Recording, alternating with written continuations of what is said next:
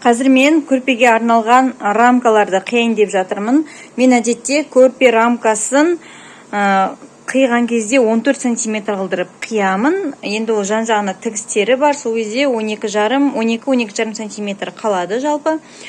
Енді оны қию үшін, дайындау үшін қалай жасаймын мен? Міне бізде мата ұзындығынан қию керек рамкасын дайындаған кезде.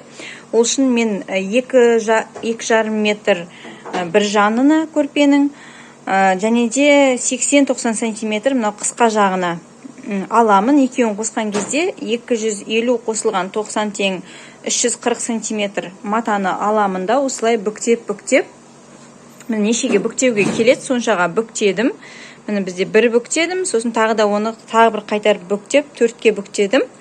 Енді түп-түзу қылдырып, бізде мына жасыл түсті мат, оның түп-түзу сызықтары бар. Соған мен туралап міне қойдым, мына жақ жанын тураладым.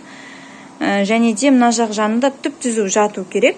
Және де мата бізде сусылдап қозғалып кете беретіндіктен ворстар бір-бірін итеріп, осындай үлкен кілт темірді алдым да басып қойдым қозғалып кетпес үшін.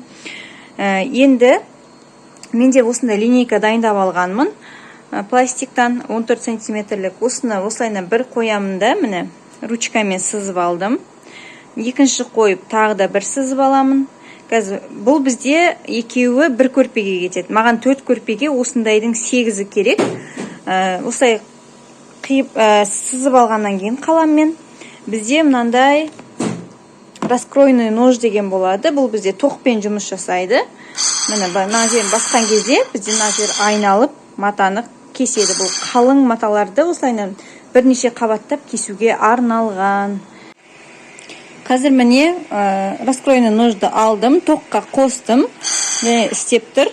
Қазір біз осы сызылған бетінде осы жерді қиып бастаймыз. Тура қойып аламыз да дәлдейміз. Тураны сызықтың үстіне әкелеміз де, осы алдыға қарай жылжыта береміз.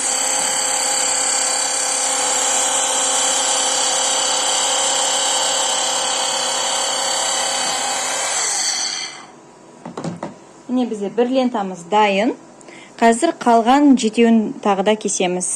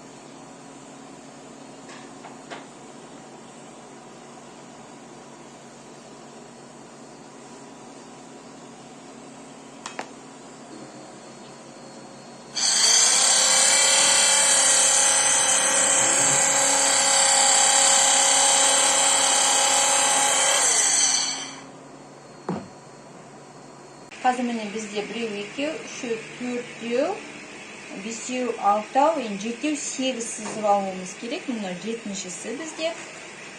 Және де мына жақтан 8-шісін сызамыз.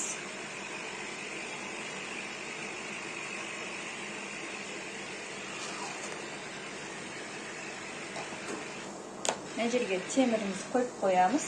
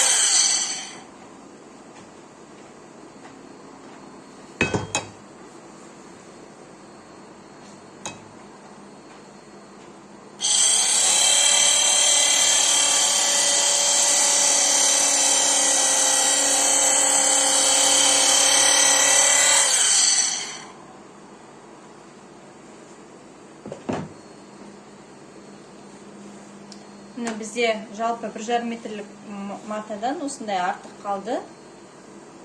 Одан біз оямыз.